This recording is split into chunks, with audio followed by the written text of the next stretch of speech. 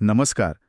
आज आपण एका अशा विषयावर बोलणार आहोत जो जो एकाच वेळी 400 वर्ष जुना आहे आणि खरं सांगायचं तर आश्चर्यकारकपणे आजचा सुद्धा आहे. हं, आपल्याकडे संत तुकाराम महाराजांच्या एका अभंगावर आधारित एक सखोल विश्लेषण आहे. त्याचं नाव आहे पाप, सत्य आणि कलियुगाचे तुकाराम विश्लेषण. आणि हे विश्लेषण म्हणजे काय म्हणतात त्याला, जणू काही तुकाराम महाराजांनी 400 वर्षांपूर्वी आजच्या जगासाठी लिहिलेली एक चार्जशीटच आहे. चार्जशीट, अगदी बरोबर शब्द वापरलात. हो, कारण यातून हेच समोर येतं की महाराज फक्त भक्तीबद्दल नाही बोलत आहेत. ते समाजाचं, पर्यावरणाचं, आपल्या ढासळलेल्या मूल्यांचं एक निर्भीड निदान करत आहेत. आणि आज आपला प्रयत्न हाच आहे की या विश्लेषणाच्या आधारे त्या चार्जशीटमधला प्रत्येक मुद्दा तपासून पाहूया. तो आज आपल्याला कुठे आणि कसा लागू होतो हे समजून घेऊया. चला तर मग या तपासाची सुरुवात करूया. पहिलाच पुरावा किंवा अभंगाची पहिली ओळ जी थेट गुन्ह्याच्या मुळावर बोट ठेवते. पापाची मुळे झाले सत्याचे वाटोळे. हे ऐकायला खूपच म्हणजे टोकाचं वाटतं. जगातलं सगळं सत्य संपलंय का की महाराज इथे अतिशयोक्ती करत आहेत? नाही, आणि हा प्रश्न खूप महत्वाचा आहे. विश्लेषणात असं म्हटलंय की महाराज वास्तववादी आहेत, अतिशयोक्ती करत नाहीयेत. अच्छा. सत्याचे वाटोळे झाले याचा अर्थ सत्य अस्तित्वातच नाही असा नाहीये. मग काय? त्याचा अर्थ आहे की सत्याची किंमत, त्याचं महत्त्व, त्याचा प्रभाव संपलाय. समाजात पाप म्हणजे स्वार्थी वृत्ती, लोभ, अहंकार इतका वाढलाय की खरं बोलणं फायद्याचं राहिलेलं नाही. अगदी उलट ते तोट्याचं ठरत आहे. म्हणजे सत्याला काही किंमतच उरली नाहीये. हे तर आपण रोजच्या जगण्यात अनुभवतो. हो, नक्कीच. आपल्या वाचनात आलेली काही उदाहरणं तर अगदी बोलकी आहेत. जसे की एखादा प्रामाणिक कर्मचारी, तो वर्षानुवर्ष एकाच पदावर काम करतो कारण तो कोणाची लाचारी करत नाही, चुकीच्या कामाला हो म्हणत नाही. आणि दुसरीकडे जो खोटं बोलतो, फसवणूक करतो, तो माणूस बघता बघता मोठा होतो, श्रीमंत होतो. बरोबर. आणि गंमत म्हणजे समाज अशा व्यक्तीला हुशार किंवा प्रॅक्टिकल म्हणतो. हो. तर जो प्रामाणिकपणे वागतो त्याला भोळा, मूर्ख किंवा व्यवहारशून्य असं लेबल लावलं जातं. हेच ते सत्याचं वाटोळे होणं. हो, सत्याचा पराभव झालाय आणि खोटेपणाचा जणू उत्सव सुरू आहे. आणि एकदा का समाजात ही उलटी परिस्थिती निर्माण झाली की मग त्याचा पुढचा टप्पा येतोच. अभंगाची पुढची ओळ याचंच वर्णन करते.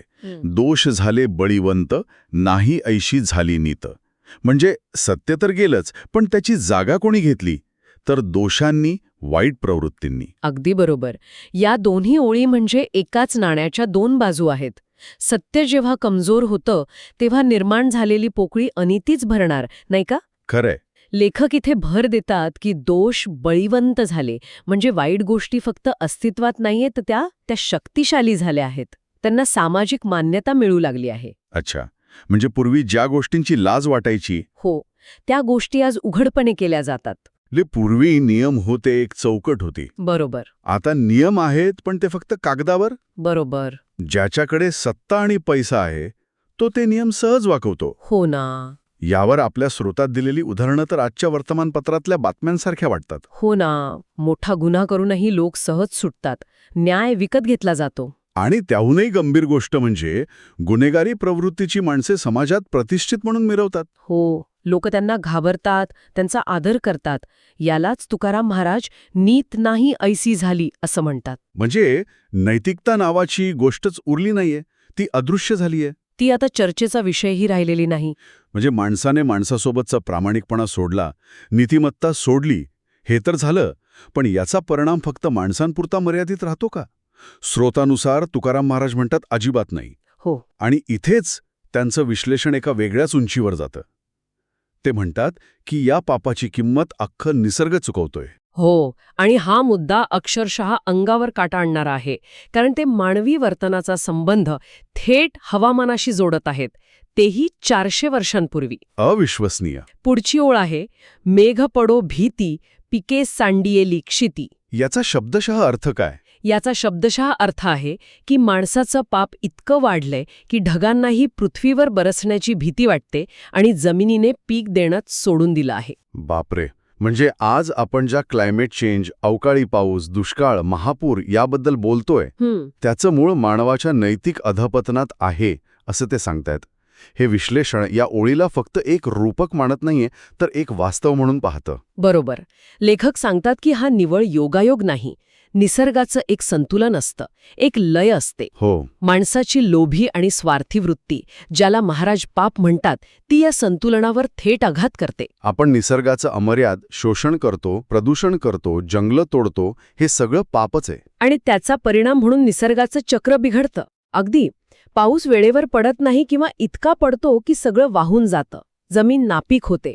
म्हणजे मेघ पडो भीती याचा अर्थ ढग खरंच घाबरत नाहीत तर निसर्गाची नैसर्गिक प्रक्रियाच आपण इतकी विस्कळीत केली आहे की पाऊस पडणं अनिश्चित झाले आहे. आणि पिके सांडिये लिक्षिती, म्हणजे जमिनीने आपलं कर्तव्यच सोडून दिल्यासारखं झालंय. नेमके. आणि यातूनही खूप मोठा विचार समोर येतो, जो आजचे पर्यावरणवादीही मांडत आहेत. कोणता? तो म्हणजे निसर्गाच्या समस्या या तांत्रिक नाहीत, तर त्या नैतिक आहेत. आपल्या जीवनशैलीत, आपल्या विचारात बदल झाल्याशिवाय या समस्या सुटणार नाहीत. हे तुकाराम महाराजांनी तेव्हाच ओळखून घेतलं होतं. माणूस नैतिकदृष्ट्या घसरला की त्याचा पहिला फटका निसर्गाला बसतो. बरोबर. ठीक आहे, म्हणजे समाजाची नैतिक व्यवस्था कोसळली आणि त्यामुळे निसर्गाचं संतुलनही बिघडलं.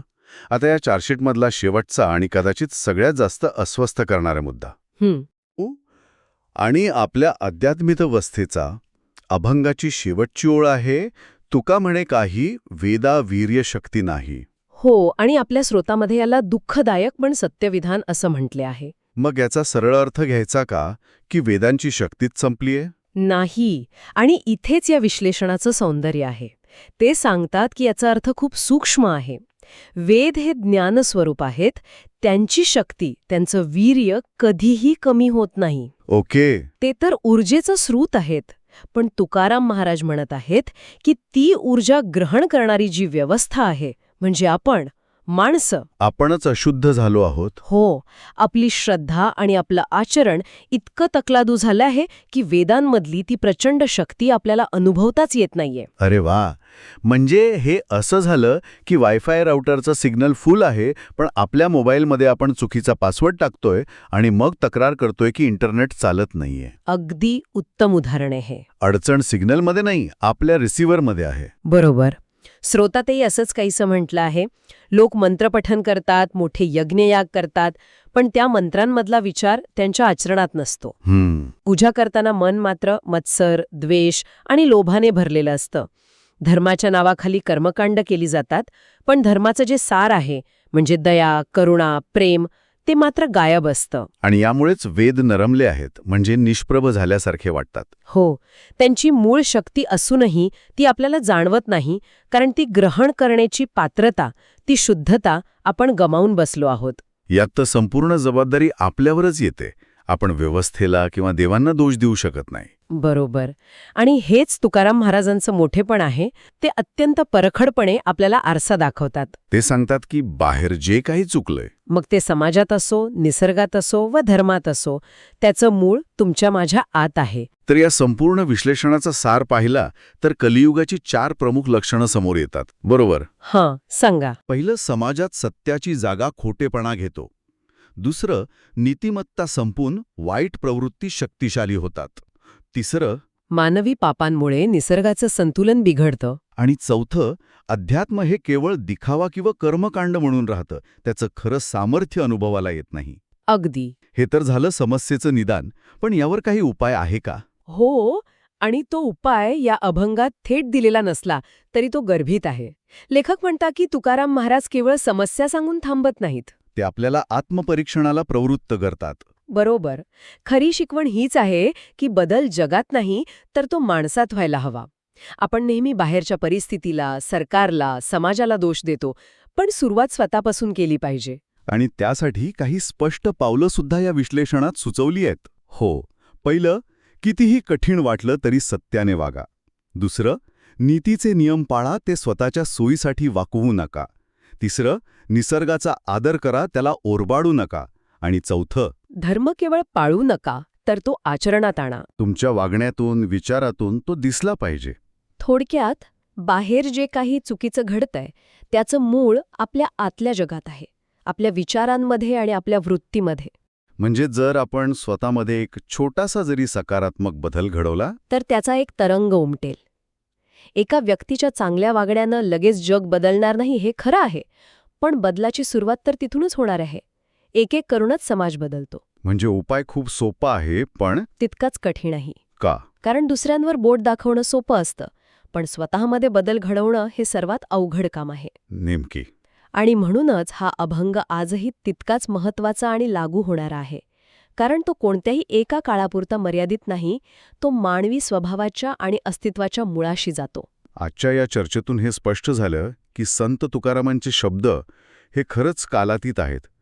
400 वर्षांपूर्वी त्यांनी समाजाच्या नैतिक आणि पर्यावरणीय स्थितीचं जे विश्लेषण केलं ते आजही आपल्याला मार्गदर्शक ठरतं. हो. त्यांनी समाजाला जो आरसा दाखवला तो आजही तितकाच स्वच्छ आणि स्पष्ट आहे. हो, तो आरसा आजही आपल्यासमोर आहे. आणि इथेच एक महत्त्वाचा प्रश्न निर्माण होतो, ज्यावर विचार करून आपण थांबूया. तुकारामांनी समाजाला आरसा दाखवला हे खरं. आज जर आपण त्या आरशात स्वतःला पाहिलं तर आपल्याला जो चेहरा दिसेल तो बदलण्यासाठी आपण वैयक्तिक पातळीवर कोणती एक छोटी गोष्ट आजपासून सुरू करू शकतो. फक्त तक्रार करत राहणार की स्वतःमध्ये काहीतरी बदल घडवणार, याचं उत्तर प्रत्येकाने स्वतःच्या आत शोधायचं आहे.